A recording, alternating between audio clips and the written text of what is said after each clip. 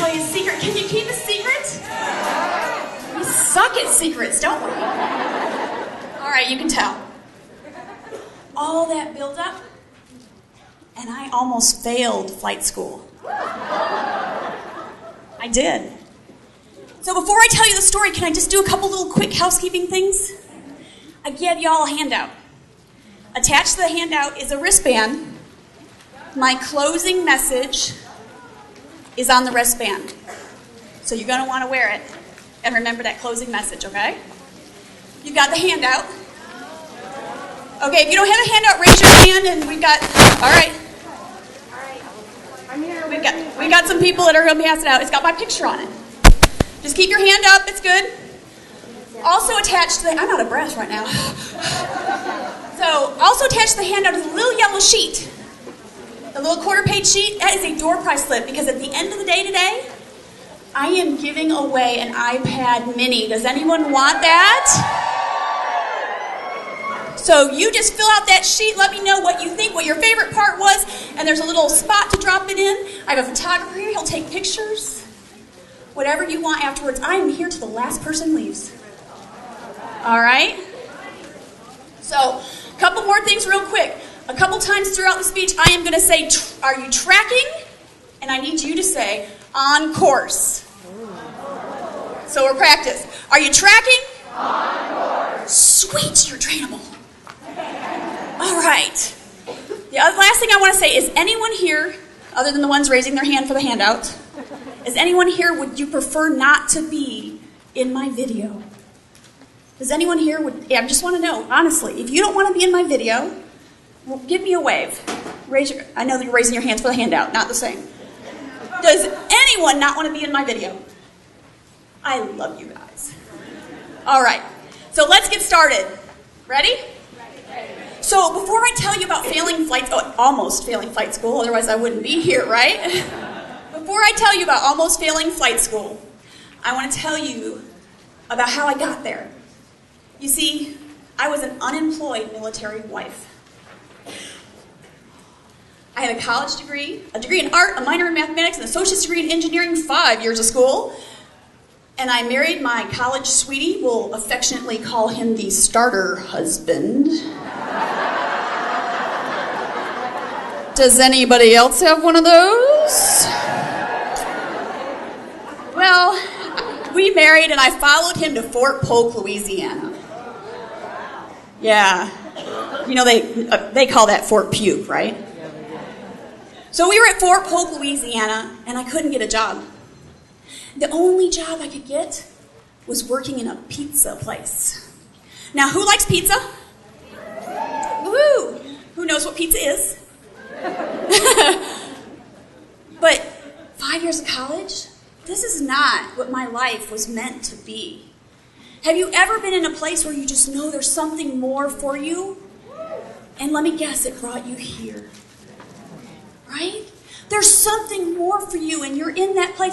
And I just knew I wasn't there. I wasn't in that right place. Well, slide up. So I looked at is this working? On the slides yet? I just knew there was something more. So one day I looked at the starter husband and I thought, well, if he could be in the military, why can't I? But I wanted the coolest job possible. I did. I wanted the coolest job possible, and I had no idea what that was. So I went to the base, and I started asking around and asking people, what's the coolest job? And they said, oh, I'd be a helicopter pilot. Okay, that sounds good. I didn't know they had just let women in. I didn't know it was going to be hard. All I knew was it just resonated within me. I just knew everything about it. I went to the flight line and I looked at the helicopters and I had my fingers on the chain link fence. It was hot and dusty and that's what I'm meant to do. That's it. You've had that feeling before, haven't you? I said, that's what I'm going to do. So I went into the flight line. I talked to the other pilots there. I found out how to do it. And the next step was going to the recruiting station. So I went into the recruiting station, and did you know that when you open the door of the recruiting station, the fresh air activates their saliva glands? It's not the fresh air? Oh, fresh meat, somebody said. So I walk in, and he's like, oh, we're so excited to see you. I bet you are. And he says, I have openings for a cook today. And I said, I bet you do. I said, no, I want to go warrant officer flight training program. You can't do that. I said, why not? Ladies, if you leave with only one thing, and I know you're going to get more than this, but if you only leave with one thing today, it's why not when someone tells you can't do something. Where has our curiosity gone? Why can't I do something when I know I can do it, I know I'm meant to do it, and I should do it? Why not? So I looked at him and said, why not? He goes, well, you need perfect eyesight. I said, I got that. He says, you need perfect physical condition. Yeah, I'm pretty sure I got that too. 23 years old then, not anymore. And he says, you need a college degree. Huh, I have 3. He says, well, you need leadership. Well, yeah, I did some of that in college too. And he goes to me, he says, well, you can't because, I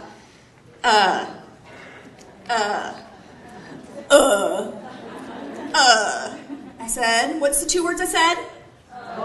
No, why not? Let's try that again. The 2 words I said were? Why not? He says, I don't know how to do the paperwork.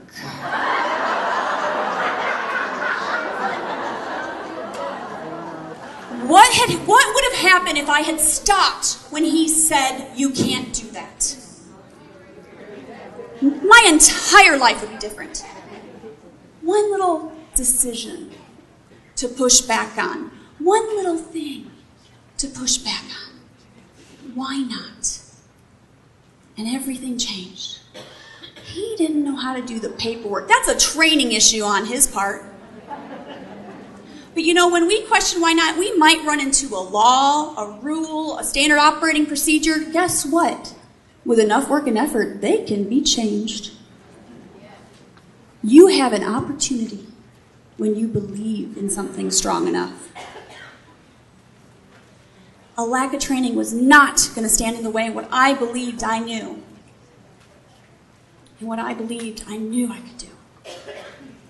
So, I continued on my journey. I went in to see the flight doctor to do my flight physical, and he looks at me and he says, oh, little girl.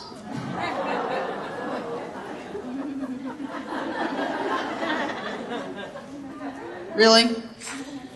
Don't you know flight school is hard? Don't you think you're wasting my time? Well, sir, I have an appointment. And it's your job to do this appointment, so let's just do it and we'll see how it goes.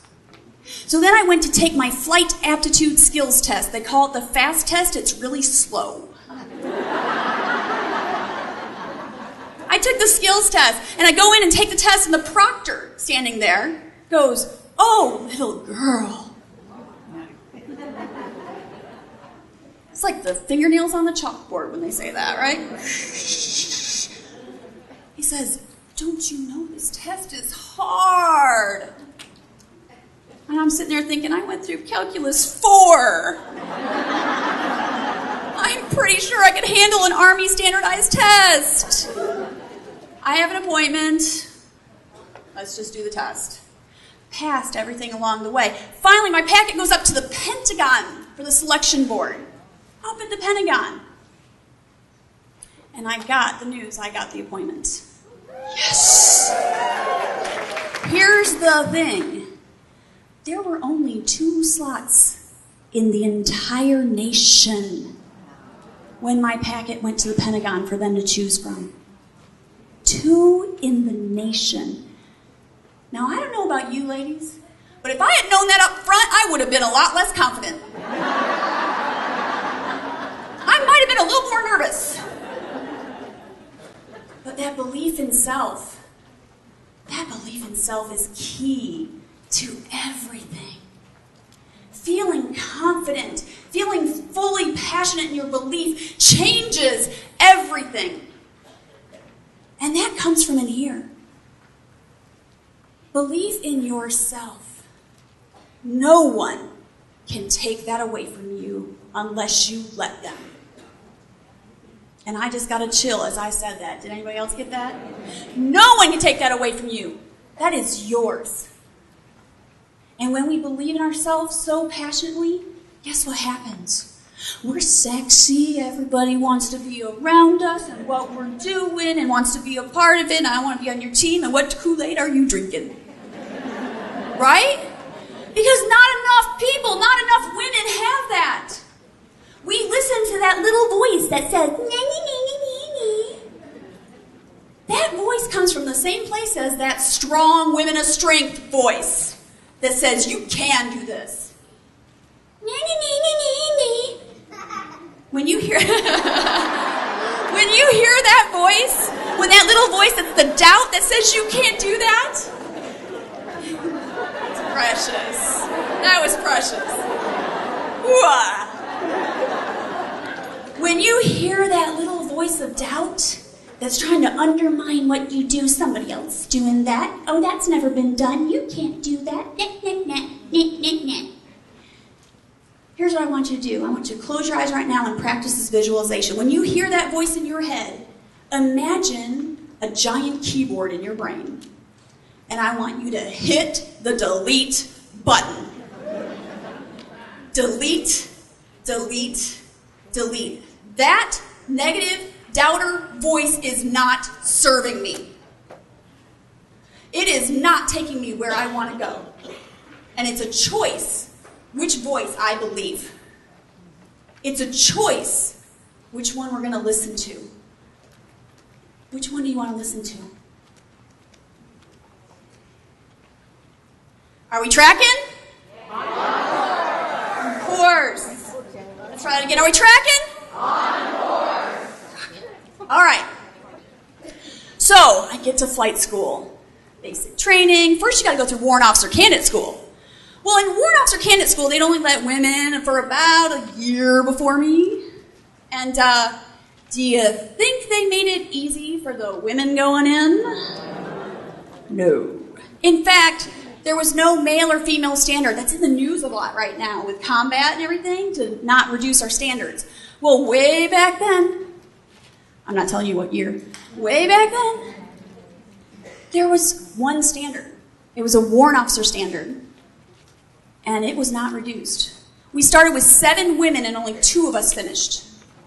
It was so physically, mentally, emotionally demanding. We started our day at 4:50 a.m. and didn't end it till 10 or 11 p.m.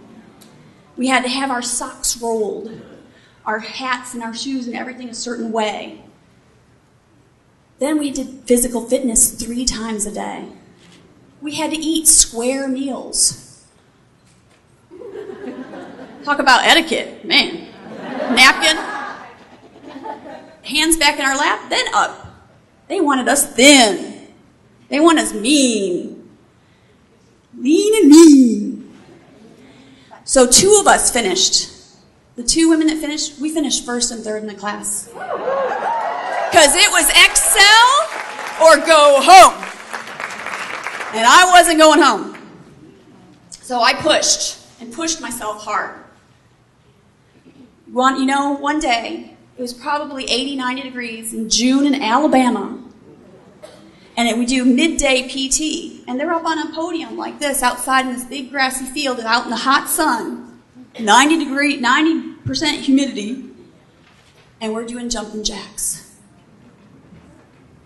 I lost count at 200. You go into that zone where you don't even feel your body. You just like, yeah, okay. You totally go into that zone. And you do what you have to do to survive, to be strong. So we finished flight school, not yet, first candidate school. We finished candidate school, we're all lined up, it's graduation day. We've been locked down tight at 4:50 a.m. to 10, 11 p.m. for 6 weeks straight. Not seeing our family, getting our mail, nothing. And it's graduation day and our families are there. We just got our appointments. I'm a new warrant officer. They called me Chief. They said, Chief Mac, congratulations. You are an honor graduate. Yes! Yes! And they said, you get to start flight school on Monday. Yeah. Monday! I said, everybody else, we don't have slots for you yet, so you're going to get 2 weeks off. Are you kidding? All right. That's what I get for being the overachiever. Okay, so I go into flight school. Now, I'm not telling you that I was first in the class to brag. I want to make that really, really clear. Because the next phase I went into is when I almost failed. So I went from this to this. You see, when I got into flight school, I drew a flight instructor that didn't believe women should fly. He was a good old boy. We know a couple of those, don't we? And he didn't believe that women should fly. But he could not fail me based on my gender. That would be against the law. But he could make me want to fail. You see, flying a helicopter, you have the cyclic, the stick in the middle. You got your feet on each on a different pedal doing a different thing. You got this hand, the left hand, doing the collective, which pulls the power. Then you got a helmet on with a little microphone, and you're talking on an internal control system, communication system. And then you've got the external, the air traffic control. And then you're scanning your instruments to make sure everything's good. And you're also scanning outside to make sure you're not going to hit a tree, a power line, or another aircraft. That would be bad. So we're doing all that. Multitasking on steroids. I have to say I'm a much better driver now. We had to do all that, but learning how to fly, hovering, is the hardest part. You see, it takes a very soft touch here, and a very small movement here is a very big movement up in the rotor system. In fact, ladies, I want you all to sit up straight, because women make the best helicopter pilots. You see, we have that soft touch, right? But what happens when your flight instructor is screaming at you? Does that touch say soft? It's like stirring the pot, whipping the meringue. And it gets rough, and I go too far to the left, and I go back to the right, and I go too far to the left, and I'm back to the right, and we start doing this pendulum thing. Yeah, that's bad. Don't do that. And the flight instructor says, I have the controls. A monkey can fly better than you. You're stupid. You don't deserve to be here. What makes you think you can do this? But I'm back here in this belief. And I refuse to quit. Now, the first week it wasn't so bad. The guys couldn't hover either. It's hard. It's the hardest thing to learn, flying a helicopter, because it's like the bumblebee that shouldn't fly and does anyway because it doesn't know any better. So it's okay. The second week, I'm not the only one. It's okay. The third week, I'm the only one. Not hovering. The fourth week, we're halfway through the course, and my grade sheet every day is an F for failing. F. F. F. I'm failing. I didn't know how to fail. All I knew is I couldn't quit. So, the fifth week, can I get an instructor change? No. Can I? No. Can I? No. Okay. Oh, why not was not appropriate in that situation. Because I said so. The seventh week, only 2 weeks left. And I walk in, and I still am refusing to quit, but let me tell you, I'm close to broken. Because I'm still failing, and there's only 2 weeks left, and it's going to take a miracle for this to happen. And I walk in, body language down. But I'm there. I show up. And I walk in, and I look up. He's not there. It was a young active duty instructor pilot substitute. And all I could think is, I have a shot. I have a shot. And he looks at me, and he looks down at my grades. That's my first impression.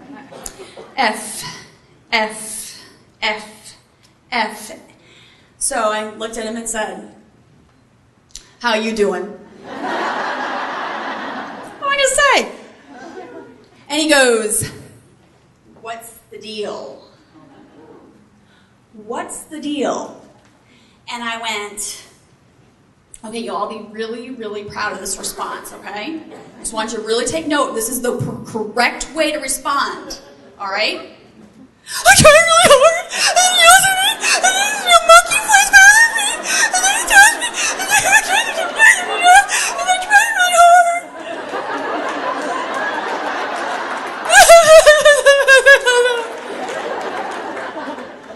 Did I mention crying in uniform is bad? Bad. He goes, blah. Okay. Do you want this? Now again, that voice in the back of your head, mine's going, duh? Why would I still be here if I didn't want this, right? Again, not the appropriate response. So I said to him, oh yes, I want this. He goes, I'm going to teach you. Thank you, Lord. Finally. So, do you all want to learn how to hover today? Would you like me to teach you the one thing that he taught me that allowed me to hover that day? I'm going to teach you what that is. You ready? Yeah. Okay, right hand up in the air. Come on, you can put it up high. The person next to you won't know your deodorant's worn off. All right? Bring your elbow down. Tuck it up against your rib cage. That's your pivot point. Brace your elbow and bring it down. How far and how hard can you move that wrist when it's braced? He taught me to brace my elbow. One thing, and I hovered that day. One thing.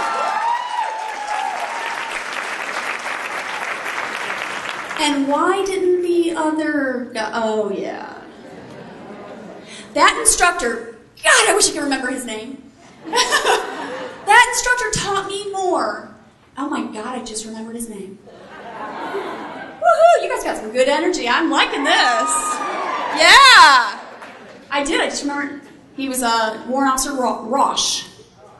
Rosh. R-A-U-S-C-H. I just saw his name tag talking to you. Thank you for that gift for me. That's amazing.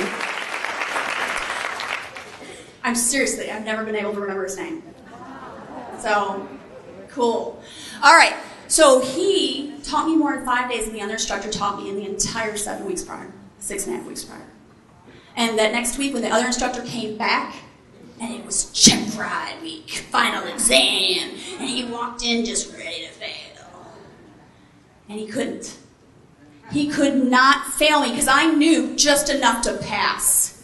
Now let me tell you, I didn't have the 7 weeks of practice doing it good. Because does practice make perfect, ladies? Yes. Perfect practice makes perfect. And I sure didn't have that. If you practice role-playing with someone, you practice it for real. You give it all you got. Because when you practice it, you practice those conversations you want to have with prospects, you practice it as if it's for real. Because the way you practice it is the way you live it. And life is not a dress rehearsal, ladies. You get this right now. That's it. And then another moment, you're going to get that one. You got to make the most of it.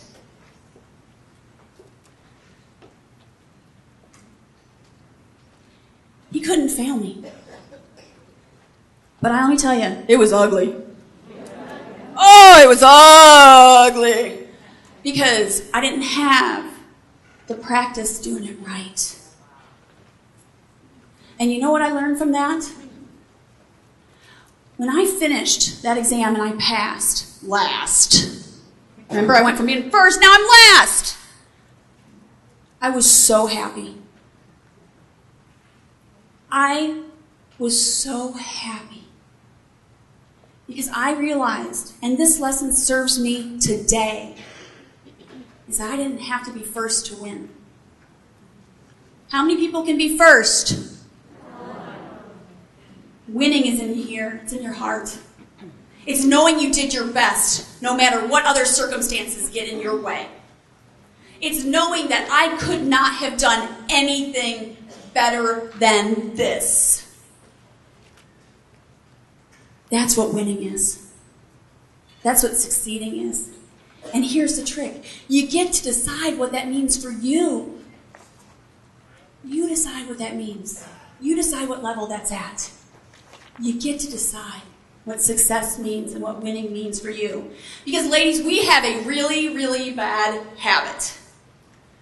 It's called the joy sucker. It's comparison. Because when we compare ourselves to someone else, let me tell you, there's always going to be somebody that's thinner, definitely, smarter, drives a better car, has a bigger house, greener grass in their yard, better landscaping, a bigger business, except for a few. But there's always going to be somebody that has something better. They might even have better hair. It doesn't matter what we do. When we compare ourselves to someone else, do we win? So why are we even bothering to do it? Remember that big delete key? You hear yourself comparing yourself to someone else. Oh, she's got this, she's got this, she's got this. I wish I had that. Delete, delete, delete, delete. It does not serve you. What serves you is, God bless her, she looks great. I am happy for her. I am grateful I know her so I can bask in her glorious wonder. Whatever that wonder happens to be. Right? When we come to it with an attitude of gratitude, instead of an attitude of I want and I wish, it's happier in here. It's better for us. It lets us appreciate our lives and what we do. So I went on to the next phase of flight school. Now, I told you earlier about the starter husband. It was during this time, after going through all this crap, that he calls me up on the phone and says, you know, I'm really tired. He was in Louisiana at his duty assignment, still at Fort Polk, and he says, I'm really tired of you not being here, making me dinner. I think it's time that you quit and came home and became a wife where you belong. Really? You wait till I'm already through all this stuff to actually have this conversation with me? What happened to the conversation when we made the decision together for me to do this? You wait till I'm through all the hard stuff? I don't think so. Now, truth be told, we weren't in a good place. We were far apart. Sometimes absence does not make the heart grow fonder. We were far apart, and we had some financial difficulties because he spent all the money I made on guns and stereos. He was in Louisiana. So, I was angry. And he gave the ultimatum. I said, you're asking me to choose flight school or you? Yes. Pretty obvious what I chose, huh? Not to mention the fact that I was in a 6-year contract with the military. So he filed for divorce and he sent me the legal bill. Yeah. Talk about women of strength, right? Yeah. What a man. I like that. Yeah. That's why starter husband's the affectionate term. That's That's about all I got. But, as fate would have it, in the next phase of flight school was we were flying instruments. We were in a simulator, in a little black box, and hydraulics, and you're moving, and you're flying instruments, and learn how to overcome vertigo, and how to fly, and trust your instruments, don't listen to your ears, all this stuff.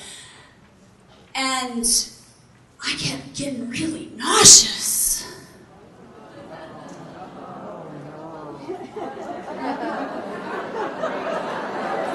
I had myself a miracle baby going on. I did. I took all those precautions that aren't 100%. And I found out, not only was I pregnant, I was 4 months pregnant. And I had no idea. Now, picture this. I am the only woman in my flight school class in the middle of a divorce. And I end up pregnant. I think Hester from the Scarlet Letter, she didn't really know what was going on. So they tried to kick me out of the military.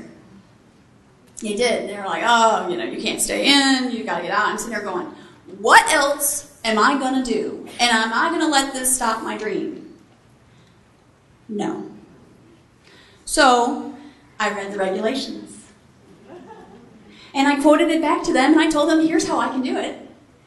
And they can't argue with that. Because federal regulation's a little hard to change. So I was able to stay in, had my baby, went right back into flight school. Now, on top of everything else, I decided my life wasn't complicated enough. Let's breastfeed that baby.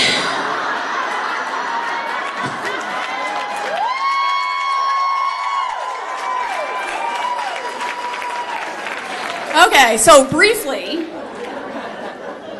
we have to go out to the flight line to fly, and you have to carry a big helmet bag.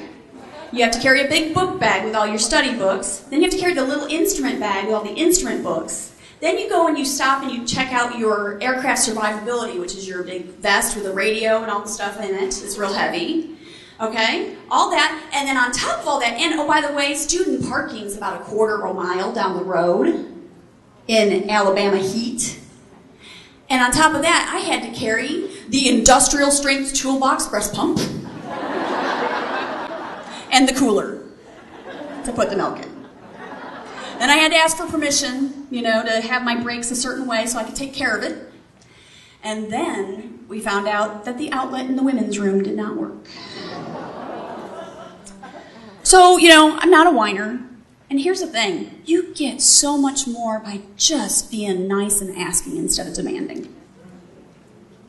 So I went to the commander and I said, here's the situation. You've already accommodated my instructor pilot for that phase is accommodating my break schedule the way I need it. I really appreciate that so much. Attitude of gratitude. And I said, but the outlet doesn't work in the women's room and I need a quiet place for 10, 15 minutes. It was the double pump, so, And what can we do? Just what can we do?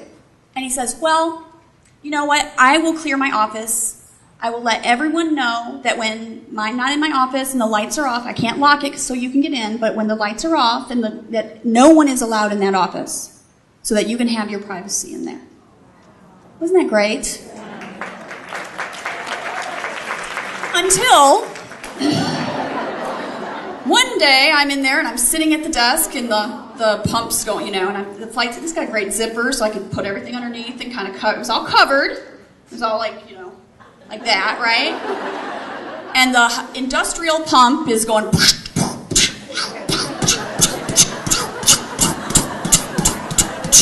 on the desk. And the door from back here opens. And I go, excuse me? And he goes, oh, I just need something out of the desk. It'll just take me a minute.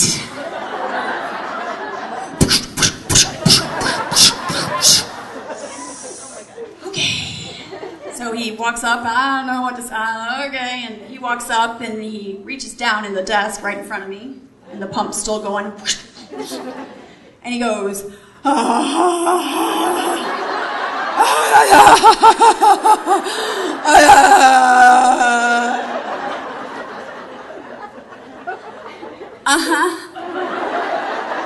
I'm so sorry.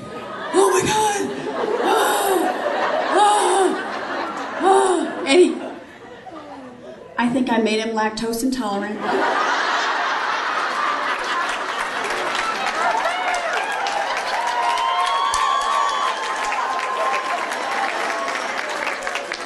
And the amazing thing is, the outlet was fixed the next day.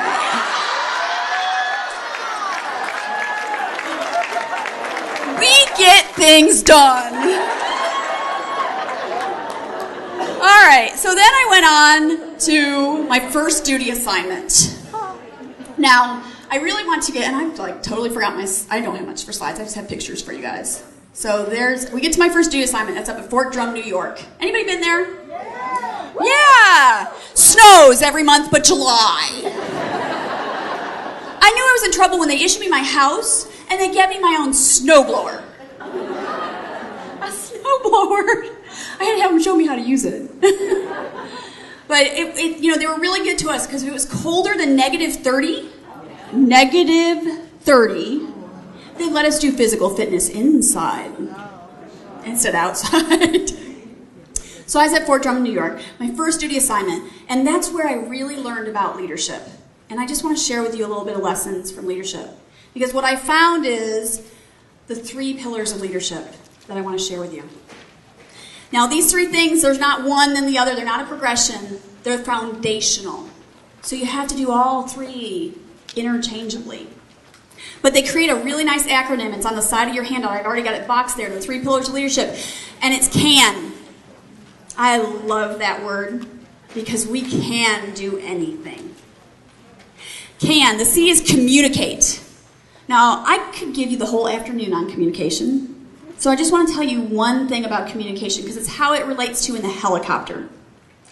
You see, communication in the helicopter is I have the controls, you have the controls, I have the controls for everything we do. If I want to turn right, I say, crew chief, I want to turn right. He opens the window in the back, sticks his head out, looks to make sure I'm not going to hit something.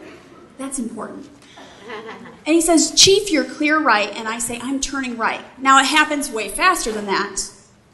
But there's no such thing as a quiet pilot. We're always communicating. Internal communication, air traffic control, everything's communicating. Here's the thing we need to learn from that. It's clear and concise and proactive communication. I'm doing something, they confirm it, and I confirm it. Can you imagine how much better your business would be if you had that kind of clarity in your communication? Is anyone married to a clairvoyant?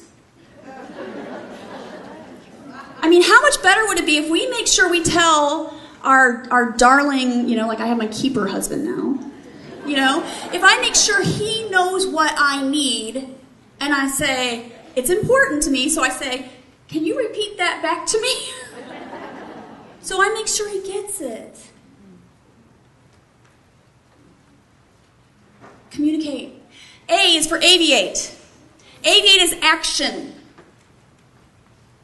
Your life is your flight plan. Your life is about action and aviating. Aviating is about action.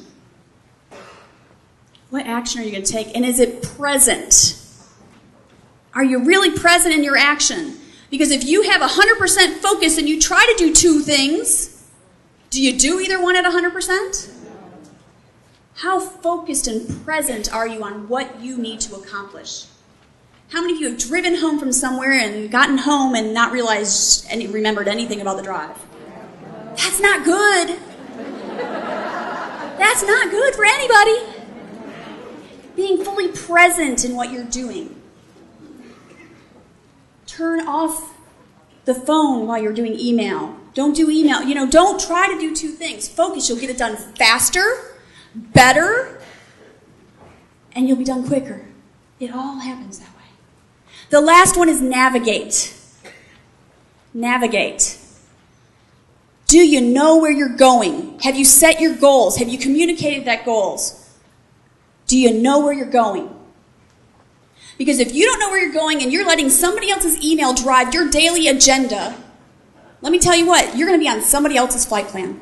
You're going to end up at their destination and not yours. You are driving your helicopter, ladies. You're in control of your flight plan. Why would you let someone else determine what it's going to be?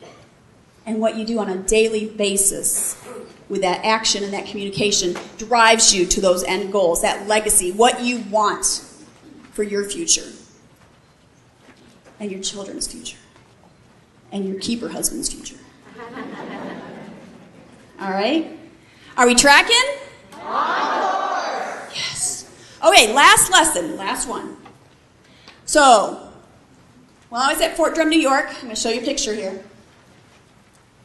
I was there during the 1998 Great North American Ice Storm. 115 hours of freezing rain fell on upstate New York, Vermont, New Hampshire, Maine, and big sections of Canada. Over, I think, 4 or 5 million people without power, some of them for months. The ice was so thick that the salt wouldn't cut through. And the ice was so thick that the snowplows couldn't get underneath it. So the area was impassable. But Fort Drum, we had buried our power lines. And we had power, so we were operational. And the aircraft had been hangared before the flight. So we were functional. We got the call from the governor's office. We need 2 aircraft, Blackhawks, to fly down to Albany, which is about an hour and a half of flying time. And we're gonna fly the governor, FEMA, congressmen and women to see their constituents, and towards the end of the week, probably some other people. Okay, I get the call. Had to arrange childcare for my daughter. And we go out to plan the mission. It's going to be a tricky mission. You got to follow this, all right? You tracking? You see, we're going to be, let's start here. It was cloudy. And clouds are made of water. And it was below freezing. Ice. Is flying in ice good? No, but let me tell you, let me make you feel good, because the Black Hawk helicopter has a sophisticated anti-icing system. You see, it takes the hot air off the exhaust, and we have 2 engines, so it takes the hot air, note this, when they're full operational power. The engines have to be at full operational power. It takes the hot air to get them hot enough and sucks it into a little tube and pushes that tube all the way up into the rotor blades and heats up the rotor blades. That's my anti-icing system. Feeling good? We're feeling good. So we're going to fly. We're flying instruments in the clouds in icing for the first 45 minutes of the flight. About as tricky as you get. And then the last half of the flight, we're going to fly visual. We'll be below the lake effect line and fly visual into Albany. I am the co-pilot. I'm a Chief Warrant Officer too, and right here next to me in the left seat is the pilot in command. He's also a Chief Warrant Officer too, same rank, but he's the pilot in command. In the back is a colonel. He's the liaison to the governor. He's from like 4 levels up the chain. We don't know him. So we file all our flight plans, take care of everything, and plan the mission. We're going to take off, and I'm on the controls. Yes, it bounces like that. And I'm on the controls, and we take off, engines at full operational power, turn on the anti-ice, we're punching in, we punch in the clouds, we're flying instruments, 20 minutes in the flight, everything's going okay. Oh, shoot.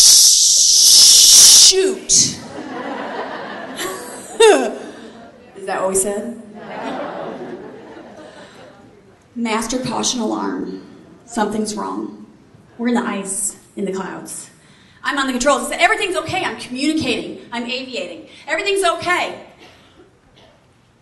The pilot in command starts panicking. Oh my God! Oh my God! Oh my God! Oh my God! We figure out that it's the engine RPM on engine 1 is fluctuating on the gauge. Now, ladies, can you hear a difference in the RPM when you go from gas to brake? Yes. Do you think I can hear the jet engine over my head going up and down like this? It's steady. Immediately, I knew from my emergency procedures it's a chip malfunction because the raw data goes into a computer just like our cars, and it regurgitates out into the panel. So I knew I lost a boot. I knew that it was a chip malfunction. But the emergency procedure in the checklist in the pilot command says, no! We're going to pull the engine back to idle and lose our anti-icing. What do you do? What do you do when you're in that situation? The colonel in the back, the pilot command, I'm like low on the totem pole. But what do you do? What do you do? Here's what I did. I'm going to pull the microphone down. Don't touch that truck. You want to wait until we're out of the ice? You want to wait until we're out of this? Be my guest. We can fly on one engine, but not in ice. You don't touch that. He looks at me. He sounded like that recruiter at the beginning. Well, I said, look it up in the book. Well, the book's like 4 inches thick, and it's really hard to get to when you're flying. And he gets it. He wants to prove me wrong. He gets it, and he, boom, puts it on his lap. And then we keep flying, and nothing. Silence. He's talking to air traffic control, but he's not saying anything about that emergency. And we fly. We get into final approach in Albany. And Derek over here says, crew chief, please write up this aircraft for a signal data converter chip malfunction. Good idea. Glad you thought of it. We write it up. We get the part in. And he says, and we start flying missions. And he goes, the colonel in the back comes up to me. And he goes, Chief Mac, we have a mission to fly tomorrow. We're going here, here, here. And I pull out my handy-dandy notebook. And I start writing down the details. I'm like, yes, sir, we'll take care of it. Derek, pilot command to plan the mission. The next mission, the same thing. Chief Mac, we have a mission. Yes, sir. Take all the notes down. Derek. And he says, at the end of the week, the colonel says, Chief Mac, in my office. Yes, sir. He says, why didn't you tell me you weren't the pilot in command? Sir, I didn't know you didn't know.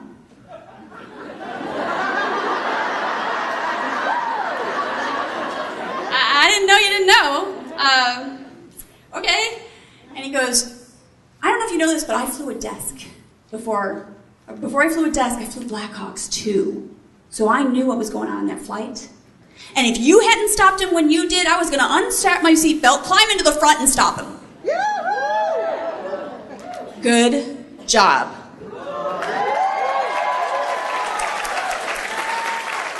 So what I want to leave you with, because I'm getting the stop sign, what I want to leave you with is if you see a need, lead.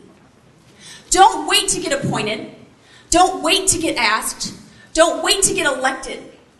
Don't wait to get promoted. If you see a need, lead. We all have the ability, the capability, and the responsibility to make a difference by leading when we see that need. Can you do that? Yeah. Are we tracking? It has been an absolute honor to be here with you today. Thank you for having me.